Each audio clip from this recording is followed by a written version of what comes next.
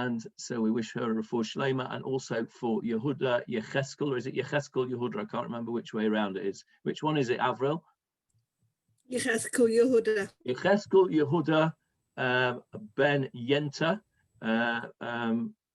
Charlie Simonoff, who lives in North Netanya, who is in Laniado Hospital and is very poorly and also needs our prayers for a refuah shlema. So we wish a refuah shlema to them and to everybody else who is requiring of our prayers. Right, let's get cracking back in Sanhedrin. Now, last week we had a diversion into kashrut, and I thought that I would just, before we carry on, I would just recap or ask if anybody has any questions on what we spoke about last week in terms of the different terminology of kashrut. And there we go. Julia would like to ask a question. Unmute yourself, Julia. We can't hear you. I don't actually. What I want to do is go back to where we were before the kashrut. Okay, fire away. Is that okay? I have Yes. got questions on the kashrut, but I wanted to go back to it was, I think, two statements that we covered before. And the first one was that even that if there's a student in the courtroom and he feels that his rabbi has made the wrong decision, then he is equally responsible with the rest of the court if it is in fact the wrong decision. And when I first read that, I actually thought that is awful. And Howard made the point that that it would be very difficult for a student to raise his hand and say that his Rav has made a mistake. But the more I thought about it, I thought that perhaps the students are really not young students, they're students with a lot of experience. And in the same way that a solicitor is an officer of the court, and if a solicitor in the court, a solicitor has a responsibility to the court. So I think that that was a question of responsibility, and it probably was not unreasonable that the student should be equally liable. But when I came to think about the next section, which was that one of the Rabbonim, he encouraged more people to be involved in making the judgment.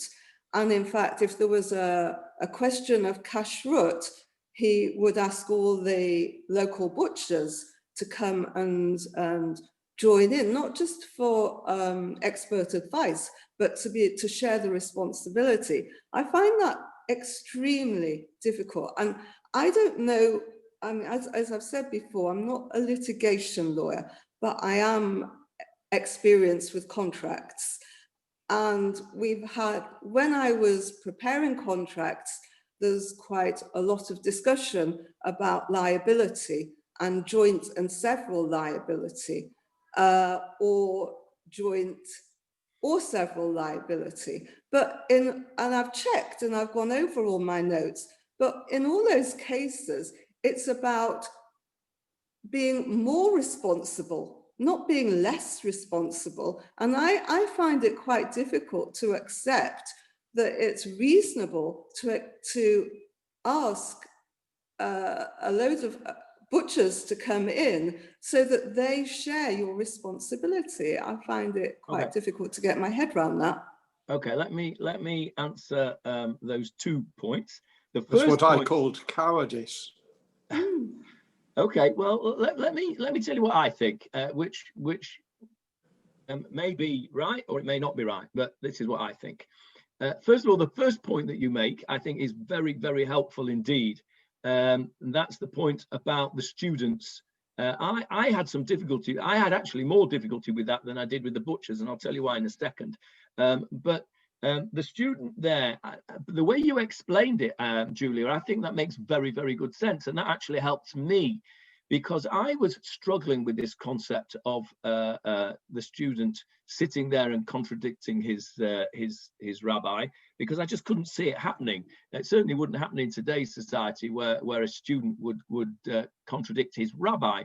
However, the way you put it is very true. These are all people who are very experienced, and I guess it's a bit like somebody in chambers challenging the view of the head of chambers on the basis of their knowledge and experience.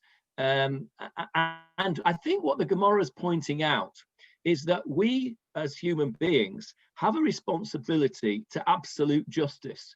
And just because we might feel embarrassed to do so, or not, that it's not the right thing to do so, if we believe that it is not just what is going on, then we have to speak up. And I think that that is the point that the Gemarah is making. And the way that you've explained it, I think, makes it a possibility that that could happen in my mind. And I thank you for that explanation, because I think that certainly helps me. As far as the butchers is concerned, I viewed it like this. Although it does say that then we'll have just like a splinter of the beam, I won't get the whole beam cracking down on my head, I'll only get a splinter of it. I don't think that it really means that everybody shares the responsibility. I think that what it means is that I am the judge and I have to make that decision. And ultimately the buck stops with me because I am the judge. However, if I can demonstrate to myself, to my fellows, and ultimately to HaKadosh Baruch Hu, that I have done everything in my power to make that judgment correctly, by bringing in our case, we're talking about Treifus, bringing in experts in the field, all the butchers of the place who know about these things, to give me their opinion. Sure, ultimately the decision is mine. If they all say treif and I say kosher, then that responsibility is mine and mine alone. If they all say treif, or no, if they all say kosher and I say kosher because I've had their advice, then that's not their responsibility. It's my responsibility. I've made the decision, but I have demonstrated to everybody, including myself and the Almighty, that I have made that decision in the best possible way that I could, by getting the best possible expert advice that I could. And I think that the point that the Gemarah is making, remember, the Gemarah often speaks in hyperbole. This is the language. Unfortunately, hyperbole is still the language of people who learn a lot of Gemarah. If you listen to many Haredi rabbis, you will hear them speak in hyperbole. You know, they'll describe Yair Lapid, who I'm not a great fan of, but they will describe him as Haman, literally as Haman. It's hyperbole. The people speak in hyperbole, unfortunately, and the Gemarah actually uses that sort of thing. So I don't actually think that that particular bit is meant to be taken literally, that the butchers get copped for it as well. The butchers are asked for their opinion, and if they give their opinion in an honest manner based on their experience, then they have no responsibility. However, if they give their evidence in a cavalier fashion, in the same way as any expert witness, it will be responsible for their actions, and are responsible, as you say, they are responsible to the court. So I actually had less problem with that. I suppose that's because I work in the world of expert witness. I mean, that's what I do all day long when I'm not doing this, is expert witness work. So I perhaps have a different view of the expert witness role than perhaps you do. But that's how I understood the butcher's situation, and the student and the rabbi, I think, is telling us not to be scared. And I think this whole Gemarah is all about justice and saying, whatever it is, justice trumps all. So it trumps your Rebbe, it trumps. And we're going to see today, we're going to do some more about what happens if a judge is not the correct person and doesn't do a good job. So this whole area of Gemarah is about the takeaway message, if you like. I mean, the sound bite, because we live in that sort of society today. The sound bite that would come from this Gemarah is that justice trumps all.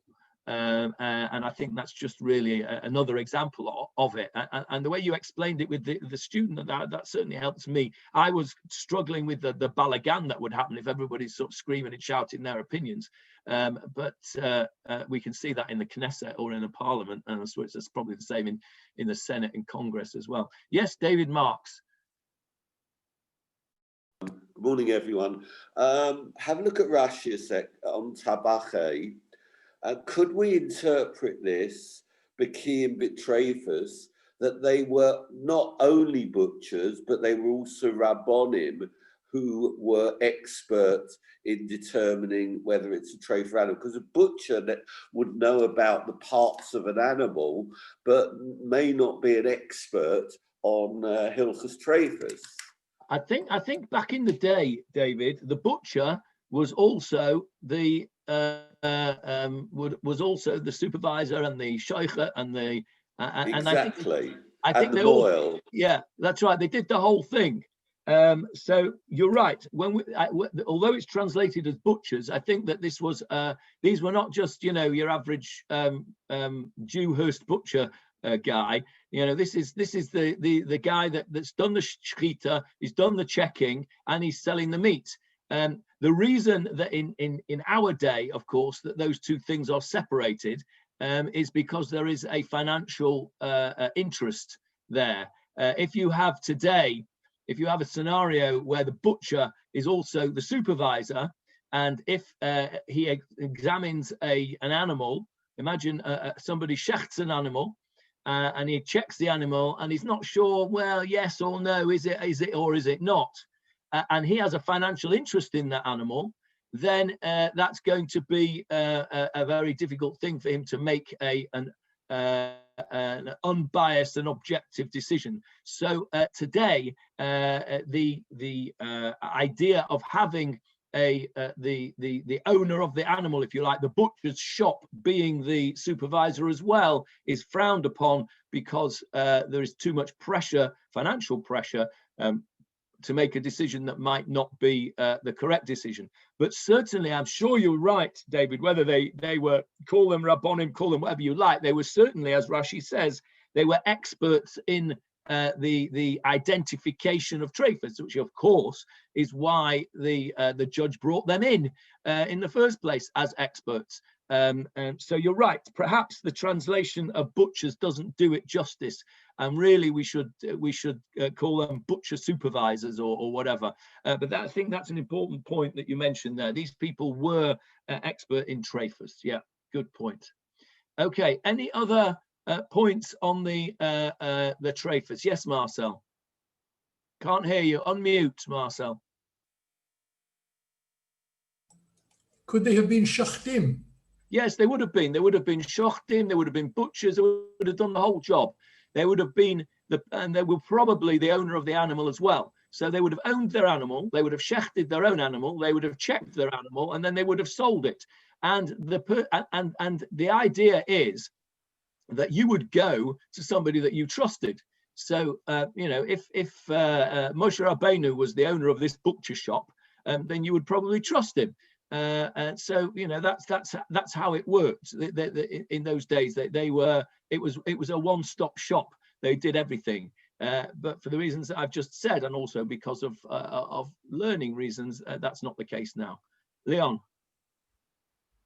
There is a bracketed sentence in the Art Scroll edition that says, after using the word butchers, i.e. butchers that were expert in wounds that would render it a treifa. Yeah, that's based on the Rashi, which David quoted, Bakios, Betrefus, exactly that bracket that's there. I've got my Art Scroll open at the moment, and I can see that is based entirely on the Rashi that we're quoting, and I think that fits in with what David was saying. That's the Art Scroll interpretation based on Rashi.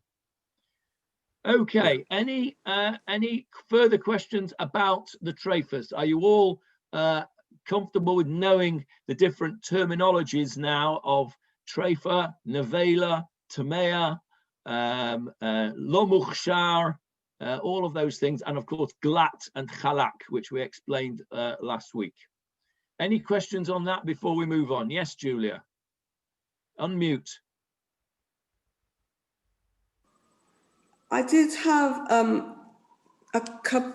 I put mine into lists, and I found it a lot easier. But I do have two questions. One is, what about the hindquarters? Because they weren't covered by any of the headings that you gave us, and I think there's it's certainly different here than it is in England. My other question, two more questions. My other question is really, it's quite interesting that it's the Sephardim who were particularly, after Rav Karo, who were particularly interested in the health of the lungs, because according to my source, which is Claudia Rodan, she says that the Sephardim are far less particular about kashrut than the Ashkenazim. So why is it that for this particular thing, the meat and the lungs, they are more insistent than we are? I mean, for instance, I do know that in Paris, you can buy bread, any baguette from any baker in Paris, because the Sephardi chief rabbi, says that because they're cooked in these special containers that makes them all separate, that you can eat, anybody can go and eat any baguette anywhere. You're going to tell me I'm wrong, Marcel, but that's what my son-in-law told me. And my final thing is that what's the we now know that whatever we thought about glatt kosher wasn't correct. What is the situation about the expression Sanhedrin? Is that what we also thought it was, or is that also not correct? Okay, let me answer those questions in order if I can remember them. The first one was about the hindquarter, which was of course last week's parsha, the gid hanasher, the sciatic nerve. We don't eat the sciatic nerve, and therefore it has to be taken out. That is part of the kashering process. So we are not used to that. Those of us who are from the UK are not used to being able to get that, because it's quite a tricky business dissecting out the sciatic nerve. It's apparently a difficult thing to do without, if you'll pardon the pun, without butchering the meat. It's quite difficult to do, and you end up with cholent meat. You know, it's all chopped up, and it's called trabering, and it's difficult to do, and it's not done in the UK because there aren't people who do it, because there isn't a market for it. Now, it is done here. You can get hindquarter meat here. It's expensive because of the difficulties in taking out the sciatic nerve. It's not impossible to do, it's just difficult to do, and we're not used to having it because we don't have the skilled people to do it. So that comes under the category of lo mukhshar. So the idea of the salting and the watering and taking out all the blood and then kashering the liver over an open flame, that sort of taking out the sciatic nerve comes into that category of the things that we have to do to an animal once it's been shechted correctly, it's been checked that it's got no blemishes. Still can't eat it until we've done all these things: salt it, wash it, take out the sciatic nerve if you're going to eat that bit of it. So that comes into that category. The second question was about why are the Sephardim more particular about the meat. I think that I'm not sure your source of saying that the Sephardim are less particular about kashrut in general. I think that the Sephardim would probably disagree with that statement, and I think I would probably disagree with it as well, because the truth is that the most important thing, I think, in terms of kashrut is meat, and they are definitely more strict than the Ashkenazim in meat. Now, the baguette situation is a very interesting situation, because there are problems with bread, assuming all the ingredients are kosher. One of the problems that we have in the UK is that not kosher bread I don't know if it happens today, but certainly back in the day when I was a kid, it was certainly the case that the tins that they were baked in the commercial tins, used animal fat to grease them. Why Marcel doesn't think that's true, but it is true. No. Can I speak? Yes, go ahead. We built a bakery for a very big company called Greggs, okay? And the managing director, when the job was finished, the managing director, I was sitting with him in his office, and his secretary brought in some cakes and a cup of tea. And he said, Marcel, have a cake. And I said to him, no, I'm sorry, I can't eat the cakes because the cakes have lard in them, made with lard. He jumped off his seat and he said, absolutely not. And I said to him, excuse me, I've been here for all these months. I've seen all the tubs of lard that you have around the bakery. He said, no, you're mistaken. The lard is for the bread. It's for the sliced bread, for the bread. It's an emulsifier for the bread. There is no lard used in the cakes whatsoever, on the tins or anything. It is only, it's only used as an emulsifier because it's a cheap emulsifier. It comes from Poland. Okay, so that may well be true, but if it's in the emulsifier in the bread, it's not kosher anyway. But exactly. I'm guessing that you built that factory for Greggs in the 1980s. Maybe in the 70s. I don't know. Jeffrey would know. My guess is it was in the late 70s, early 80s, because I remember it. However, for sure, or probably by then they'd moved to vegetable fats to line their tins. For sure, prior to that, in the earlier days, they would have used animal fat for the simple reason that you just said, Marcel, and that is that it's the cheapest oil. And the important thing is that you don't have to say that that's in the bread because it's not an ingredient of the bread. It just lines the tins. No, it was in the bread. They use it in the bread as an emulsifier. Yeah. Okay, so even if they didn't use it in the bread, they wouldn't need to put it on the ingredients because it's just a lining of the tin. So move away from that. That was just an aside. The problem that we have with bread is twofold. One, that you might have non-kosher ingredients that you don't know about it, like lard. I don't think it happens today so much, as Marcel's already alluded to. Now, of course, we're much more healthy about trans fats and everything. So everybody's keen on vegetable oils. So it's probably less of a problem, but still. The second problem, and this is where the baguettes come in, is there is a concept of what's called pat akum. Bread which is baked by a non-Jewish person. And lechatchila, in the first instance, we should not eat bread which is baked by a non-Jewish person. I remember my father used to call bread that was bought in the Jewish shops, he didn't call it kosher bread, he called it Jewish bread. And I don't know if he did that deliberately because of this, but actually that was a very good description because it was bread that was not pat akum.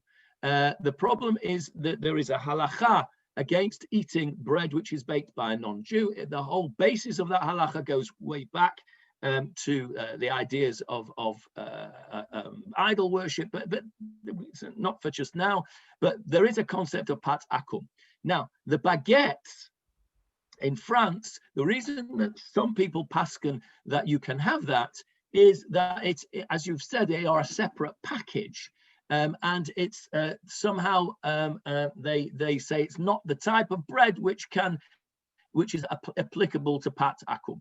Ashkenazim would probably not eat that. David, yes? No, I actually looked into this last year when we went to France in a group of Orthodox Jewish people.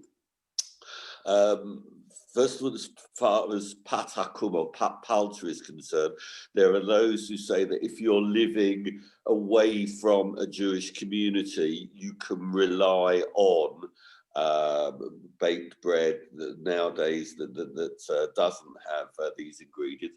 As far as the baguette is concerned, there's a technical term for the mold that a baguette is put in. And if you go into a baker in France and say, have these baguettes been prepared in this particular mold, whatever it's called, and they answer in the affirmative, that both Ashkenazim and Sephardim hold that it's permissible to eat this bread.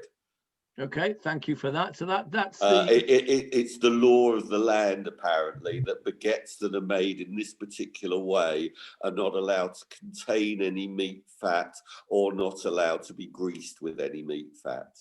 Okay, so that falls into the same category as chalov akum, milk which is not supervised milk.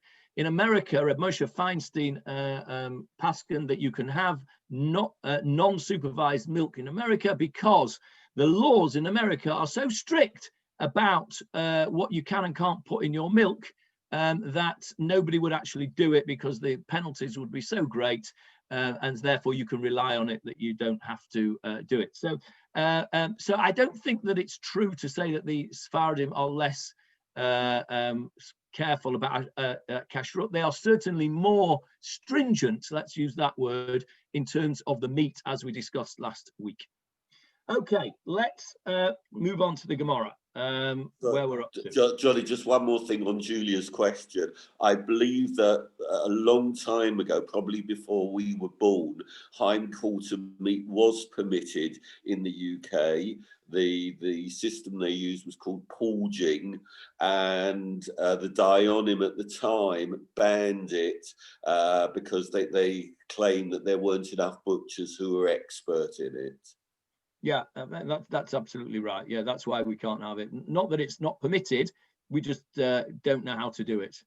But nowadays they do know how to do it. But as you said, it's probably would add even more to the cost of kosher meat, so they don't bother in the UK. Yeah, I don't think. But it's available in the States, in France, and obviously South America and here.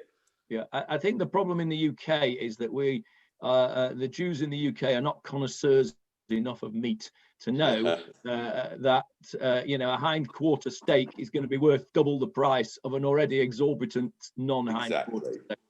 So that's the situation with that. Right, let's go on to the Gemara. I only have one screen on my today, because I'm in England and not in Israel. So I'm not sure if this share screen is going to work. Has it worked?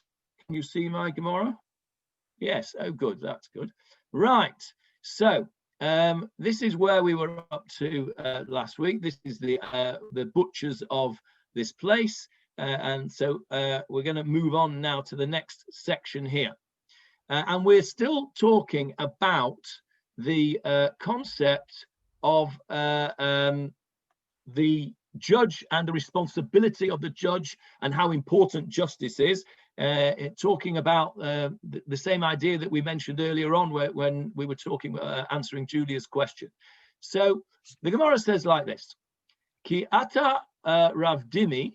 Oh, by the way, because I've only got one screen, I can't see any of you now. So I can't see that your hands are up, and I can't see that you are waving at me. So anybody wants to speak, we'll just have to interrupt now, because I can't see you, because I've got the Gemara up on my screen, and I can't see the thumbnails anymore. So if you want to speak, just butt in. Okay, Kiata Rav Dimi. When Rav Dimi came, so where was he coming from? He was coming from Israel to Bavel. Now, again, we've spoken about this a few months ago, the idea of these two schools. And I think I'd be very surprised if Dr. Amitzor tonight does not talk to us about the two schools of the Talmud, the Jerusalem Talmud and the Babylonian Talmud. There was a certain rivalry between the two camps, for sure. And so I think it's important to know that Rav Dimi came from Eretz Yisrael, and he's come to Bavel, to the other place, if you like. So this is what he said. Amar, and he said, Darash Rav Nachman bar Kohen. Rav Nachman bar Kohen said, My dichtiv. What does the verse mean when it says Melech b'mishpat ya'amid aretz ve'ish terumot yehersena? This is a verse in Mishlei, which I will try and show you in a moment. The translation is Melech b'mishpat, the king with justice, Ya'amid Eretz, he will cause the land to stand. In other words, he will, if a king acts in justice, then his country will stand on its 2 feet. It will be a good place to live. And now that's fairly straightforward. But the second part of the pasuk's a bit odd. Ve'ish terumot, a person who gives gifts. Truma is a gift. Yehersena, he will destroy the world or destroy the country. So that's a little bit of a strange thing. How do you destroy the country? By giving gifts. Let's have a look at the verse itself in Mishlei, if I can find it. This isn't the right one. This is a lot more difficult for me when I've only got one screen. I might not be able to do this. Let's have a look.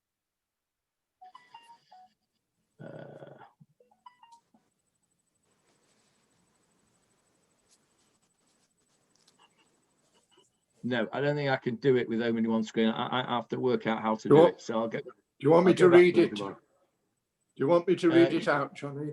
Yes, please. Read out the Art Scroll translation of Proverbs 29:4. Through justice, a king establishes a land, but a man of graft tears it down. Okay, a man of graft. That's an interesting expression. The man of graft. So let's see what the Gemarah says. Yes. Johnny, this is Sharon. I have the full enhanced Steinsaltz interpretation. A king will uphold the land with the performance of justice, as his state is maintained by his fairness and the order he imposes.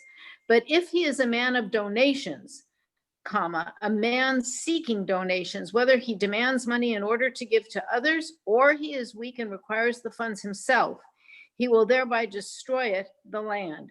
A king cannot establish his realm by distributing donations or by taking them for himself, but by staying loyal to law and order. Brilliant. That is brilliant. Can I ask you, Sharon, I ask you to read that again, because that actually is superbly put, and there was a lot in there. Just if you do me a favor and just read that again for us. It's in front of me. A king will uphold the land with the performance of justice. Okay, stop there. Stop there, Sharon. Stop there. So that's the first of the pasuk. That's straightforward. We understand that. Right. The next bit, please.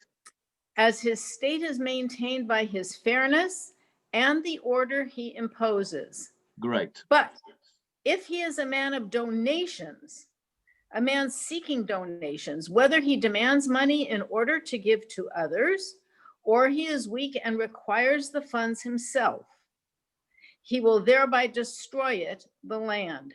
A king cannot establish his realm by distributing donations or by taking them for himself, but by staying loyal to law and order. And then there is a tiny little footnote to something that I don't know where it alludes. And that's very different from the translation that you have on the screen, which says who exacts gifts as opposed to gives gifts. Yes. So there are very different ways of looking at it. Steinsaltz is sort of in between. In other words, any money passing in and out of the king from others can corrupt the stability of the land, according to Steinsaltz.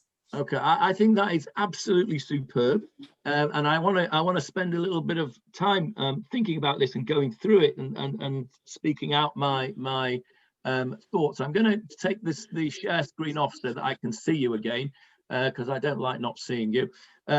So if you think about today's society, what Sharon has just read out is reflected in today's society. How many kings, let's not use the word kings, let's use leaders, melech, doesn't necessarily mean somebody who's got a crown on their head. It means a leader. How many regimes do we know of where the leaders are corrupt in taking money and then distributing it to others for favors or keeping it for themselves? We don't have to look very far, do we, to see this kind of behavior all around us. And I'm not making any political statements about Israel. I'm just using the examples that are all around us of leadership which is corrupt. How many leaders of poor countries have we seen over the years who have ended up billionaires because they have appropriated funds for themselves, or they've taken money from aid which has been given to them by other countries and distributed it to their friends, families, whatever. This is, and what happens is the country suffers, exactly as Sharon read out there. And the Hebrew word in the pasuk is Gemarah Sanhedrin, which means to destroy it. It gets completely destroyed. So again, this is another verse which is explaining to us the importance of justice and being straightforward. Now, Johnny, I've looked up the attribution, just so you know. He quotes Ibn Ezra, the Ralbag, and Metzudat David. Okay, thank you for that. I'm particularly interested to hear the Ralbag because I'm a big Ralbag fan,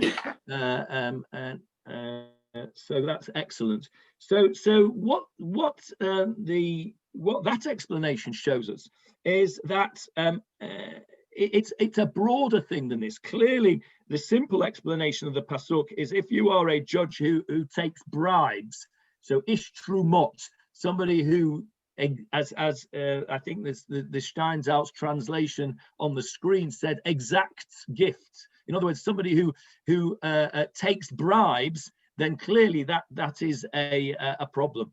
But what this explanation has done is widen it to somebody who actually gives out gifts, and that again, you wouldn't think on the face of it that giving out gifts could be a problem. But if you are a king, if you are a judge, I remember we're talking about judges as well as kings here, then justice trumps all. That's our strap line for this section of Gemara. Justice trumps all. Gifts are not appropriate in this scenario. That's not to say that a king has to be harsh in his justice, but clearly the issue of giving out gifts and taking bribes is a major problem, and that is the verse. That's what the verse is talking about. So let's carry on and see what the next bit of the pasuk says.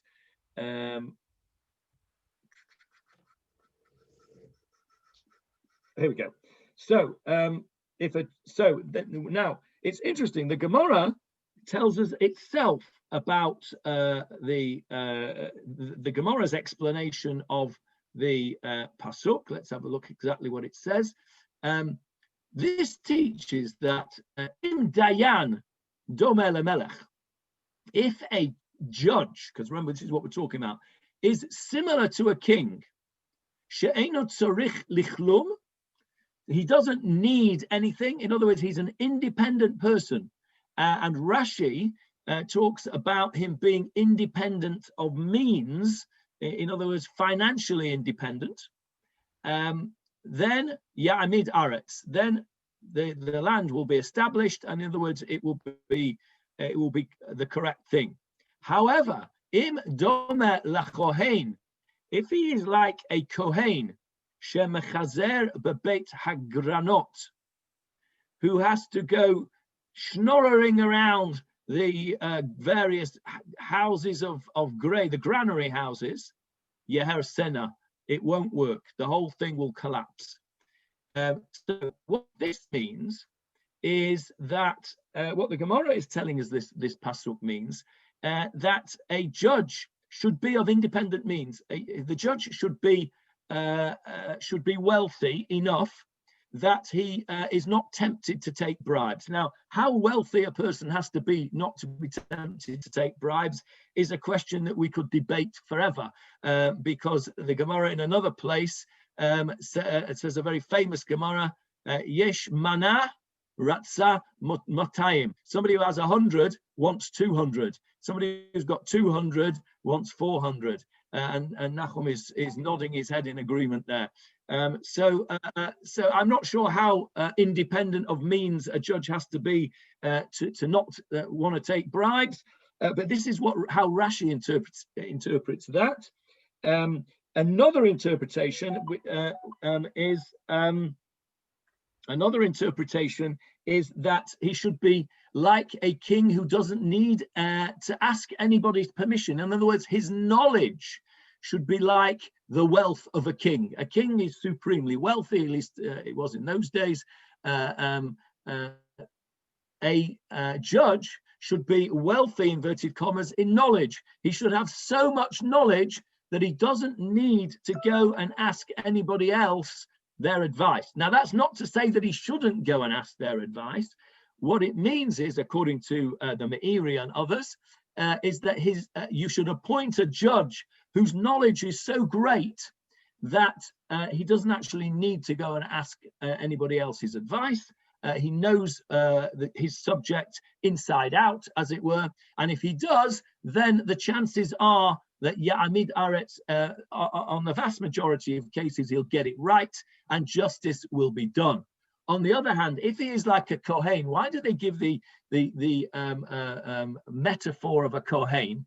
Because as you will remember, the tribes were split up, the land was split up into tribal territories. You'll remember the map that we have in the background on our Tanakh shir on very, very often, the map of the different tribes' territories. Every tribe was given a portion of the land, except for the tribe of Levi, from where the Kohanim come. They were only given the 6 Arei Miklat. They were only given these 6 cities of refuge. They didn't have their own portion in the land, as it were.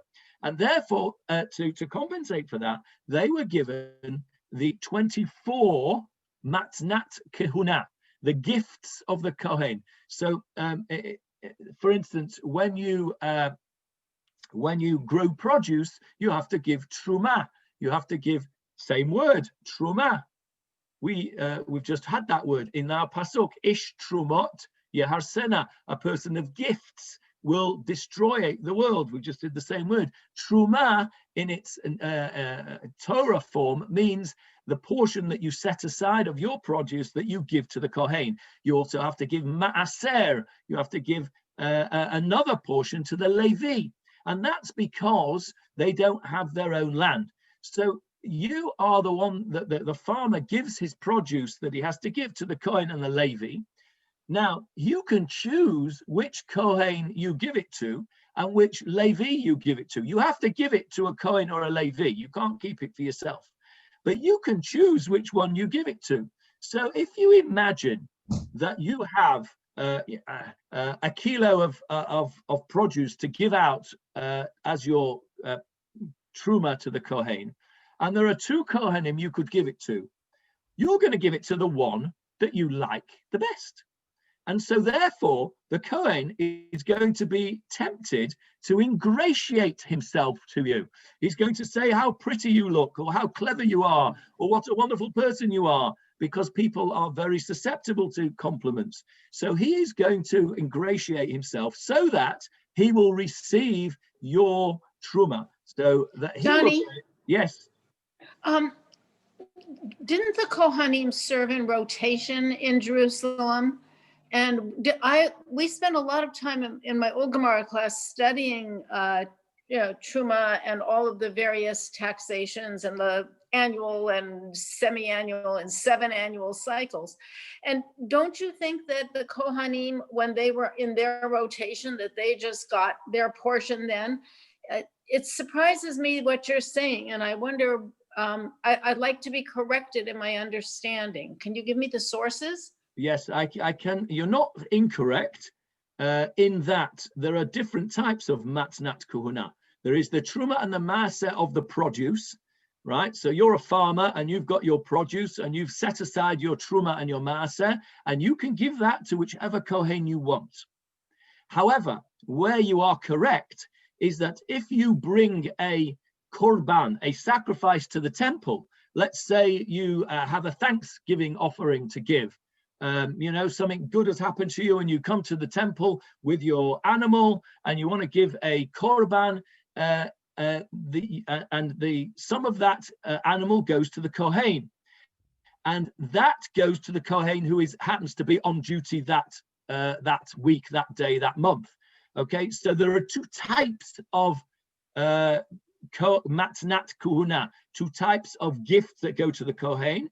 The ones that are brought to the Beit HaMikdash as part of the sacrifices, and those ones, you are correct, they go to whoever happens to be on their watch at that particular time.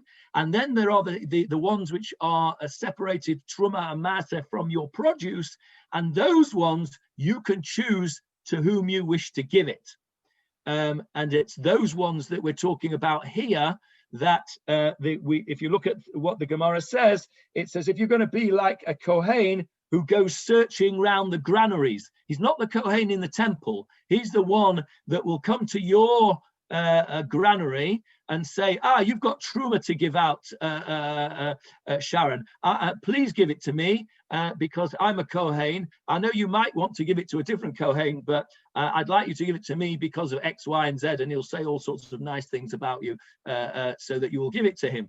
And so the reason that the Gemarah is explaining our pasuk like that is because that is open to abuse, of course, because the Kohen is likely to try and ingratiate himself with you, and that is exactly what a judge must not do. So the Gemarah explains the pasuk that we've just said, is saying the first part we understand if a judge has enough knowledge that he's not going to get it wrong, then justice will be seen to be done. But if he's like a kohen and his knowledge is lacking in the same way as a kohen's money is lacking, and therefore the kohen has to go scraping around looking for gifts, if the judge's knowledge is lacking, and therefore he has to go around scraping along for knowledge. In other words, he has to go and ask every Tom, Dick, and Harry for every judgment that he has. He doesn't know anything.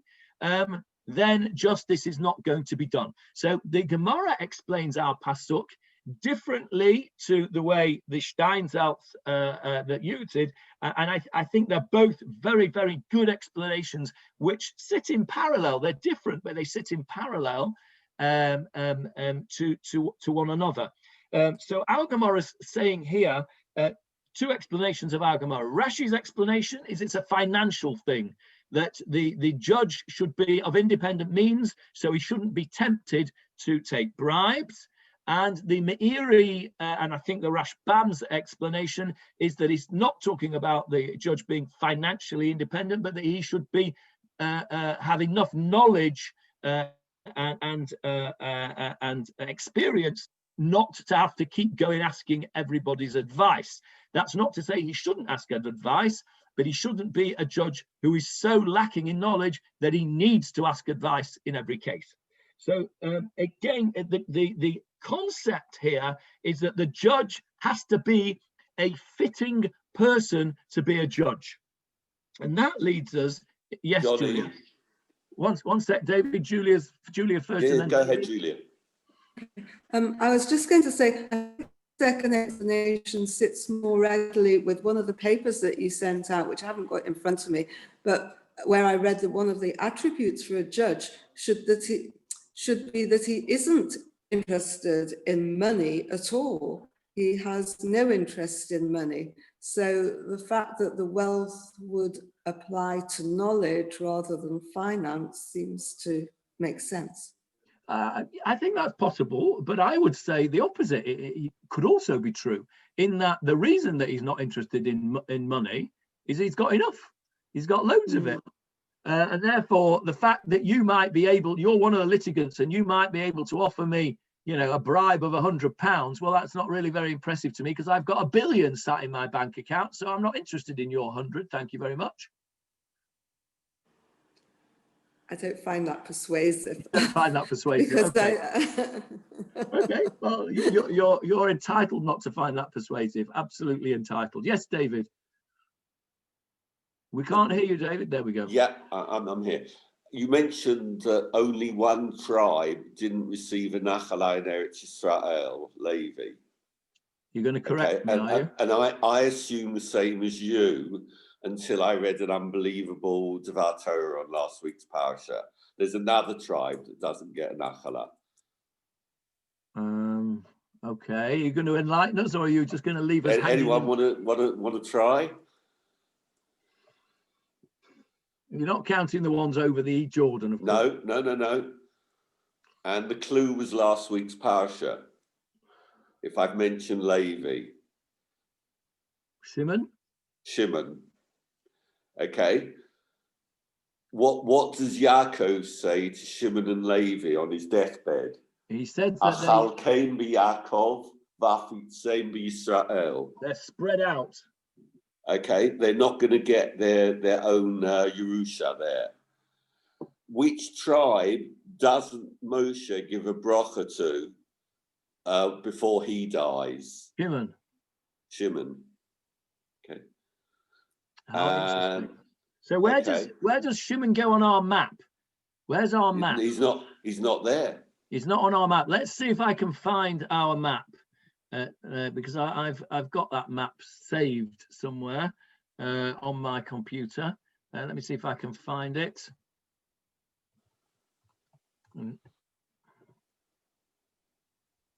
Map of tribal territories. Here we go. Are you seeing that, everyone, or not? No. No. Okay. Let me try and share that then.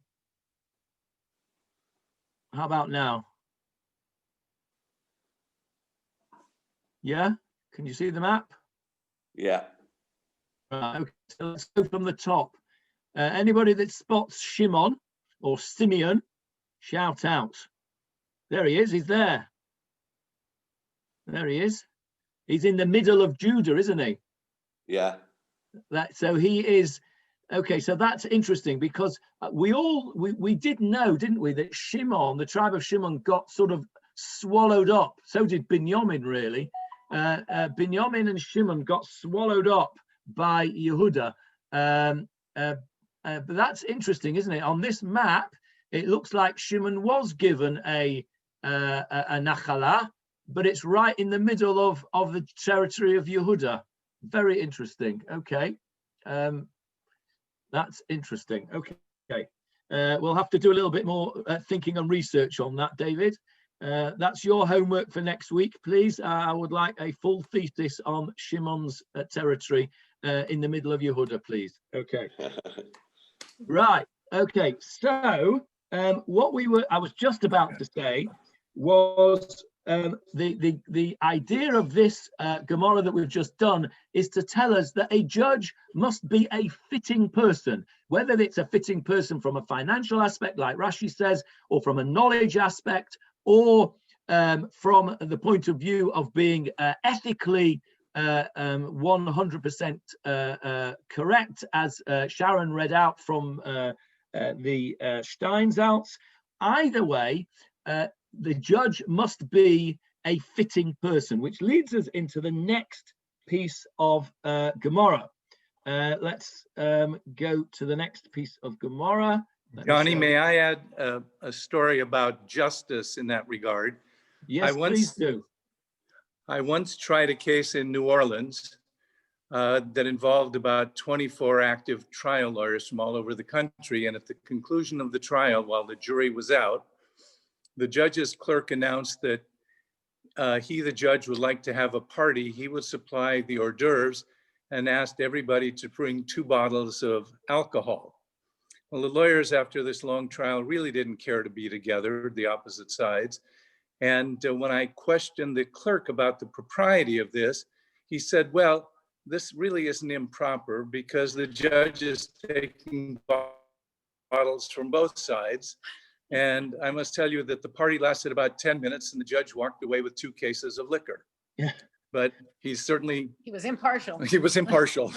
And I would add that he was certainly clever enough to be a judge. He demonstrated he had enough knowledge because he managed to walk away with 2 cases of booze. Good for him. He was probably also an alcoholic. If he wasn't before, he would have been afterwards. Yes. No, bad for him. Don't say that. It's bad for him. What he did was wrong, and we shouldn't make a joke out of it. I don't think anybody would really think that would be a positive way of behaving. I'm sure you're right, Nachum. It wasn't right, and we're not taking it too seriously.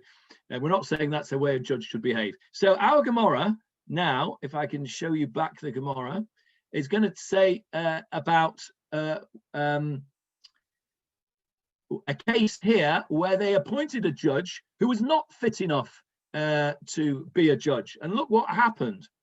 Debei Nasia Ukmo Dayana Delo Hava Gemir. In the court of the Nasi, this is an interesting, how this happened, I have no idea. But in the court of the Nasi, of the prince, a judge was appointed who was not learned. Now, I don't know how that happened, but it did. Amalei Lihuda Bar Nachmeni. This judge, this ignorant judge, said to Yehuda Bar Nachmeni, who was this fellow, Yehuda Bar Nachmeni? He was the Maturgane de Reish Lakish. He was the interpreter of Reish Lakish. Now, I have to tell you what a Maturgama is now. Back in the day, when somebody gave a drasha, you would have the person giving the drasha would give it in Hebrew, in Lashon HaKodesh, in the Holy Tongue. But quite similarly to today, quite a lot of the people there did not understand Hebrew. They spoke Aramaic. That was the lingua franca. That was the language they spoke, was Aramaic. So they would have an interpreter. The guy giving the lecture, the guy giving the talk, the drasha, would say it quietly into the ear of this translator, and the translator would then say it out loud to the public. He would translate the drasha from Hebrew, from the holy language, into Aramaic, into the local language. So this is what would happen. So Reish Lakish, who was giving the drasha in Hebrew, he had this translator, and his name was Yehuda Bar Nachmeni. And we can now go back to the Gemarah and see what happened. So this ignorant judge said to the interpreter of Reish Lakish, right? Reish Lakish, Kum alei ba'amorei. You can come and be my interpreter. Stand near me, and you'll say over what I'm going to say. Okay, so that's fine. He says, all right. Come gachein alei. So he did that. He went there and he leaned over him so that his ear was close to his mouth in the conventional manner, says Steinsaltz, to hear what he's got to say.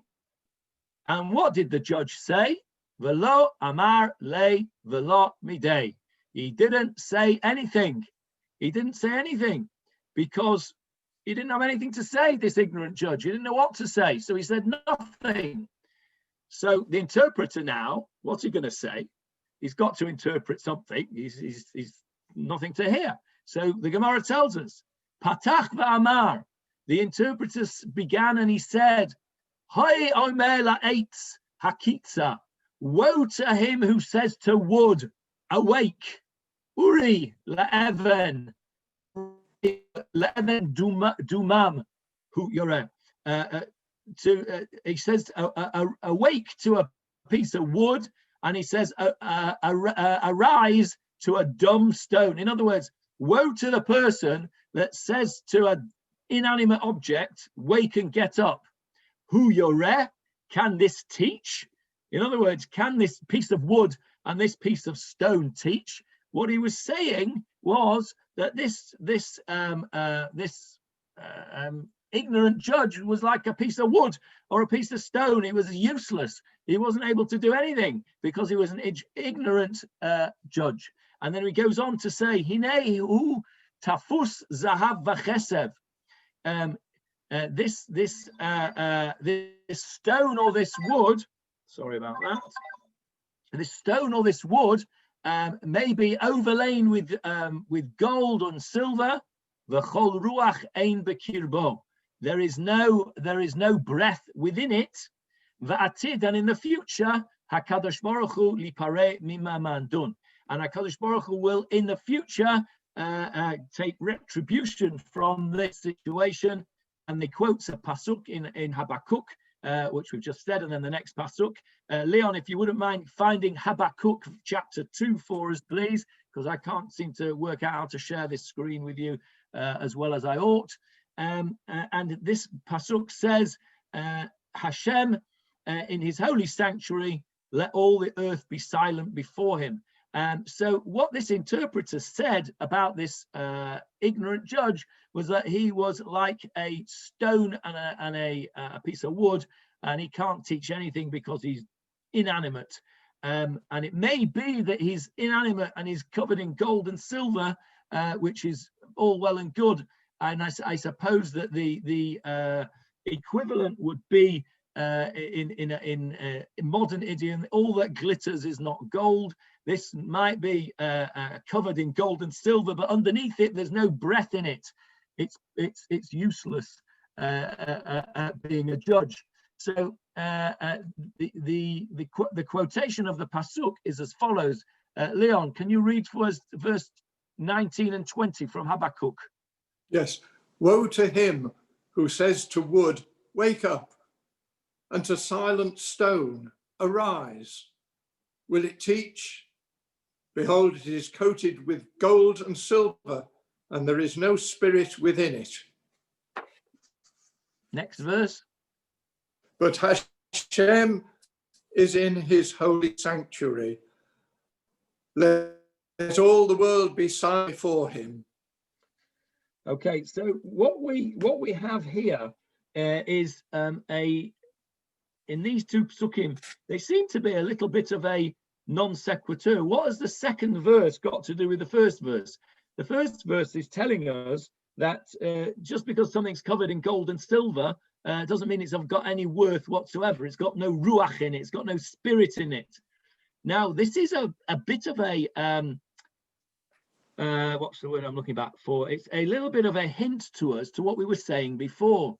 This dummy judge that we've got, this ignorant judge, he might well have gold and silver. In other words, he might have been appointed and get a nice salary, or he might be somebody who's of independent wealth and have his own gold and silver, which we said was a good requisite for a judge. But this particular one has got no spirit in him. He's like a stone or a wood because he's got no knowledge. He's ignorant. And so this fits in with the explanation of the Meiri that says a judge has not just got to be wealthy, he's got to be knowledgeable. And this judge was not suitable because he lacked knowledge. He didn't lack gold and silver because he was like this piece of wood or stone that's covered with gold and silver. He may well have had sufficient money not to take bribes, but he didn't have any knowledge. He had no breath of spirit, meaning he didn't have the learning from him. And then the next verse comes along and it says, in the future, Hashem will punish those who appoint such judges, because Hashem is in his holy sanctuary. Let all the earth be silent before him. In other words, HaKadosh Baruch Hu will say to the people who appointed these judges, there's a reason you appointed this judge. And the reason that you appointed this judge is because he's covered in gold and silver. In other words, you have ignored the fact that he's not suitable to be a judge. You who've appointed the judge. So it's not just the responsibility of the judge that we're talking about now. This Gemara has expanded the idea of responsibility for justice to the ones who appoint the judges. Now, I don't quite know how it works in Israel, how the supreme justices are appointed, and I don't really know how it works in England, to be honest. But it seems to me, from my very limited knowledge of America, what you hear in the papers and read in the news and what have you, that it seems to be a very political and somewhat potentially corrupt process to appoint justices in America. The president's pick, or whatever they call it, it seems to be in the gift of a particular person or a number of people, a Senate or whatever it is, to appoint these judges. So what this Gemarah is telling us is, it's not just the judges themselves that are responsible to see that justice is done. It is the responsibility also of those who appoint the judges. Sharon, are you going to help me out here and explain this? No, I can't help you, Johnny. You're way more knowledgeable than I am.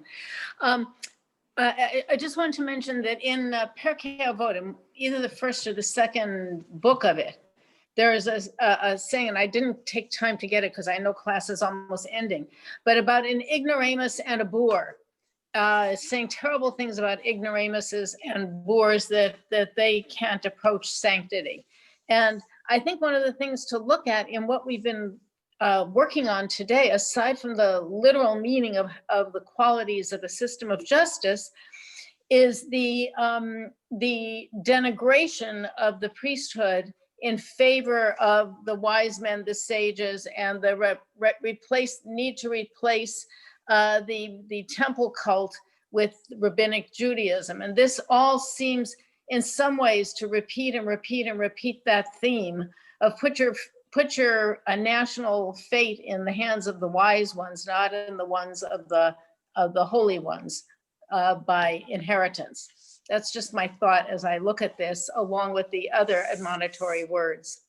I think that's an interesting idea, because, and it's very apropos, because first of all, we're going to be starting next Sunday, please God, we're going to be starting Sefer Shmuel in our class, and we will see there the priesthood starts to collapse. The children of Eli HaKohen, we will see, are not up to the job. We've seen it many, many times in history. During the period of the Second Temple, we saw the priesthood was not up to scratch. The ideal, of course, and the Torah speaks about this, the ideal is that the Kohen should be the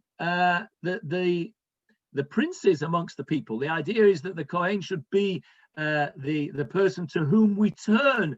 You turn to the Kohen who is in that day. After the Second Temple, after the priesthood sort of collapsed, we then went into the period of rabbinic Judaism, and the rabbis took over the job. But initially, that job was the priest's job, and the idea was that the Kohen should be of the highest moral caliber, the highest intelligence, the highest knowledge, and the Kohen, and that's why the Kohen got all the praise and the privileges. And that's why the Kohen gets called up to the Torah first. That's why the Kohen gets the best portion. That's why the Kohen gets to lead the Birchat HaMazon, etc. Because the Kohen, it's not just from birth.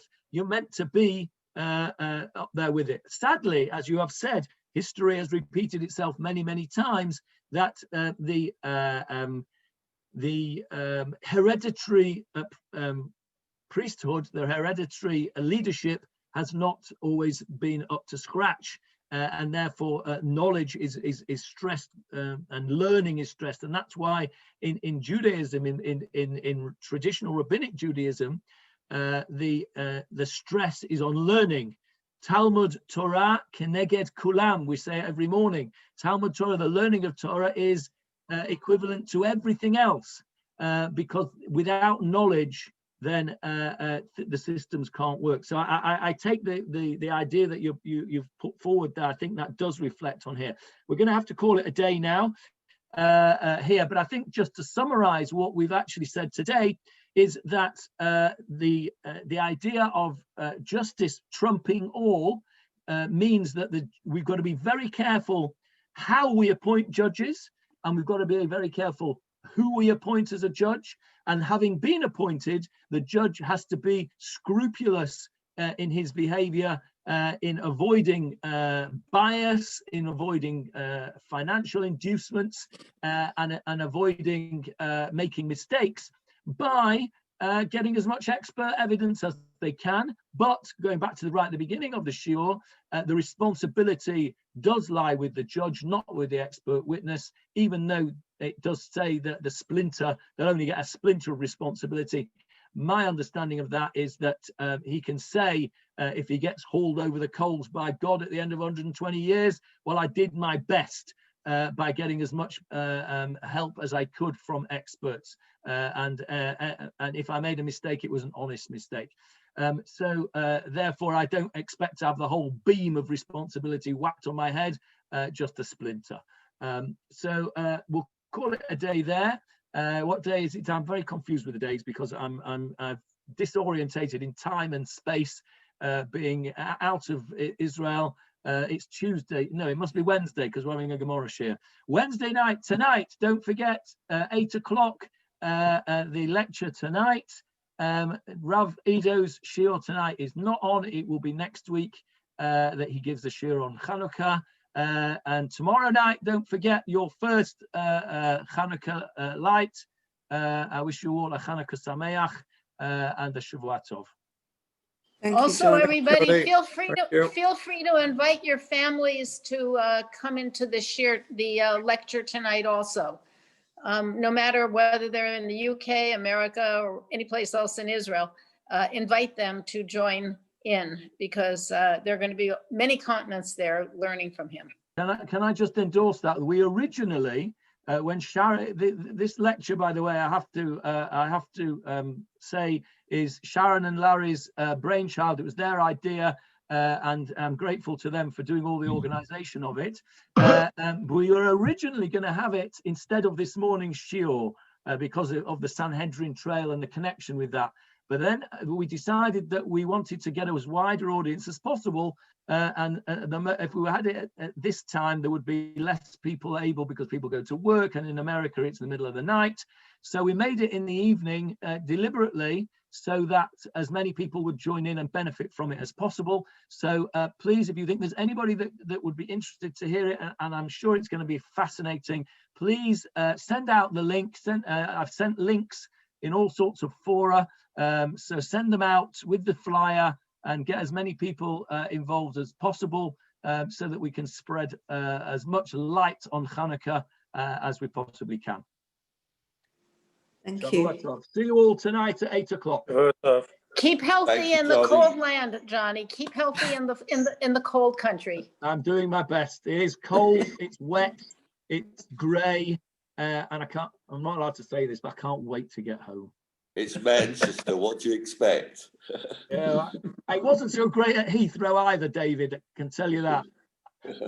Refer Shalema to your mum, Johnny. Yeah, Thank you very much. absolutely. Thank you. Absolutely. Thank you, Rabbi.